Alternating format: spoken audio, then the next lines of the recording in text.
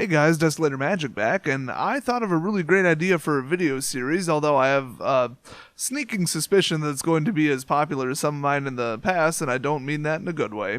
But I feel like maybe at this point I've driven away a certain type of person from my channel, and that's good. So let's make this video. By the way, slight disclaimer, if you are one of those try-hard pro wannabes where you think you're as good as them just because you read their blogs and listen to a couple of their strategies, watch some live streams, and now you're like the biggest pseudo-pro in the world, so you're going to go around telling everybody they're wrong and just spewing out complete and utter nonsense that you just regurgitate from what you heard the pros say, this ain't the channel for you.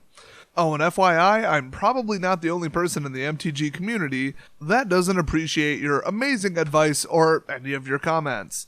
Now that I've cleared the room of all those people, let me just open this video by saying, why does Magic the Gathering have lands?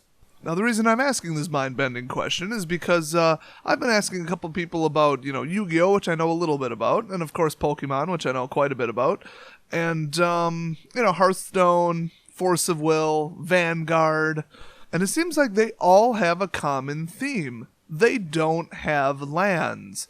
Now, I'm going to massacre this, and all the Hearthstone people are going to tear me apart in the comments because I have no idea what I'm talking about. I've never played Hearthstone before. But from what I've told, it's kind of like what turn it is or something like that determines like your mana level, and then, that determines what you can cast and when. So basically, it's like MTG, if MTG you were automatically putting down a land every single turn. Now, I've thought about this, and honestly, it's such a good idea to me, in my head, that I think it should almost be a format.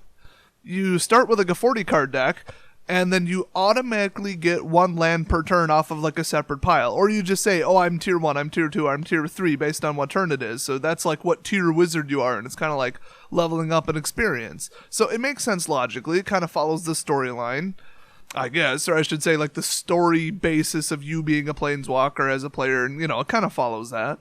And I mean, it works. I mean, you think, oh, but what about, mana ramp and this and that and land destruction? Simple. Instead of, hey, blow up enemy mountain or enemy land or whatever the card says, reduce enemy's mana tier by 1.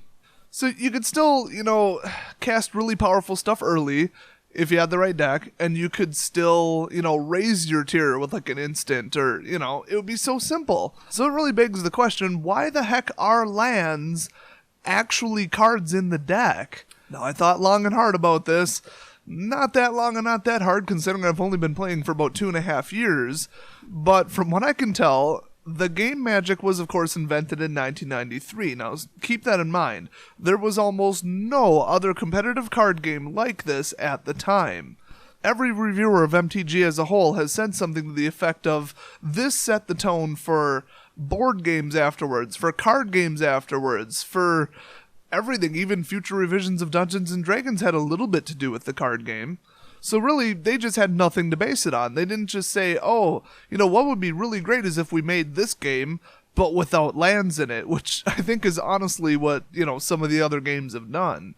So besides not having any frame of reference or knowing if it was a good idea or not, I think they just came up with the mechanic, thought it was cool, and just made it a basic tenet of the game. They just didn't think about it that hard, except they did some math and said, yeah, sometimes you will or won't draw them. It adds some variance and luck, and there you go. It's one of the basic luck components of the game, actually. In fact, if you're playing a 40 creature 20 land deck, land is the only variance. Otherwise, every single card you draw, if it's not a land, is going to be a creature, and you're going to put it out and then probably swing with it. So it keeps decks from being a little bit too easy to control and consistent, which is a huge problem in Yu-Gi-Oh! From what I've heard from my friends who play Yu-Gi-Oh!, because I personally don't, but I have seen the show, so I kind of know how the game works, your deck works pretty darn consistently because the deck size is extremely small. There are kind of like actually 2 libraries, and you can draw from like 1 under certain circumstances, and so your deck is going to run really consistently. So it's more build heavy as opposed to draw and luck heavy. Now the same could be said about Pokemon, because I've only played the very first edition of the game like a billion years ago. Yes, I'm old. But a whole bunch of your win chance in Pokemon is how you build the deck. Once you're already playing, okay, it's 100% luck, because you could make decisions, but other than that, it's just top decking luck. What did you top deck? Is it useful? So The only thing you can control with what did you top deck is pretty much what did you put in the deck and how many did you put in and how did you build it and are there redundant cards, etc. Now, Pokemon, of course, did use energy cards, so that's kind of like lands and mana, and it kind of acts the same way. But there are other games like Force of Will and Vanguard that, as far as I can tell, don't use anything even similar. You just put, like, the cards in your deck that you want in your deck and don't worry about lands showing up way too often or not enough. Now, fast forward to modern times, what's the number one thing that pros complain about happening to them specifically at tournaments? It's getting land screwed, or getting land flooded, but that's a lot less common. I mean, one of the very few live coverages I actually watched was some kind of Grand Prix or something in England, and the guy was playing like some ridiculous board wipe quicken like Supreme Verdict loop deck that was just obnoxious. So his opponent in one of the games that I watched actually only pulled 2 mana confluences for like the whole game pretty much. He ended up doing about 17 damage to himself with the mana confluences because he had to try to get something going. And the funny thing is, the other guy was running such a delay non-aggro deck that it didn't even matter. He could drive himself down to 1 life. Didn't matter. But still, if that happened to him in one of the like qualifying matches earlier that day against a different deck, holy crap, that is an automatic loss. It doesn't matter how good your deck is or how good you think you built it or how good the math looks on paper or how good the math literally is in reality. Once in a while, you're going to draw just 1 or 2 lands. You'll have to mull to 5, start with 1, and just lose the game because of lands. Your deck just never gets off the ground, and there isn't a damn thing you can do about it, and there's not a damn thing you did to cause it. I mean, if you've got 15 lands in your deck, you caused it. If you've got like 22, poor you. It just happened. I mean, it's not your fault. And that really, really, really sucks. I mean, if you guys have played more than 10 games, I'm sure it's happened to you at some point, so you all know exactly what I'm talking about. It is like a 9 out of 10 on the suck scale. Now, I don't think that the designers of Wizards play-tested the game enough to know how annoying and how bad getting mana screwed was. I mean, I'm sure it happened to them playtesting and they just thought, oh, it's part of the game. That's luck. If somebody's running a really superior deck, then, then the underdog has a chance because maybe they'll get stuck on land. And I've won plenty of games like that, but I've lost just as many. I mean, mathematically, you're going to win and lose just as many, on you getting mana screwed or your opponent getting mana screwed. So just think, my proposal would be, now, not to change the game. I don't seriously think that they should do this. This is just a what-if crazy scenario. I'm not saying they should ever do this. They honestly should not do this. But what if you just started at tier 1, and then during your turn and the opponent's turn that hasn't happened yet at the start of the game, you're both tier 1 and both have 1 mana available. Then they take their turn, then it comes back to your turn. Now both of you are tier 2. There goes the ridiculous advantage to going first. I mean, yeah, you'll get creatures on the field, and you could still keep the, draw to 8 rule, which is, has been a rule basically almost forever. But the game would be so even, so fair, and you know that by turn 5, you're going to have 5 mana. Or more if you say, hey, I'm going to play this instant that costs 3 that raises my tier by 1, and it's sort of like an explosive vegetation where it raises your mana tier by 1. It just replace every land effect with that, and it's so simple. And then every land destruction would knock your opponent down a tier. It would add a really cool dynamic to the game, and decks would run so consistently. Now, the downside to this crazy fantasy world is that your deck would run way too consistently.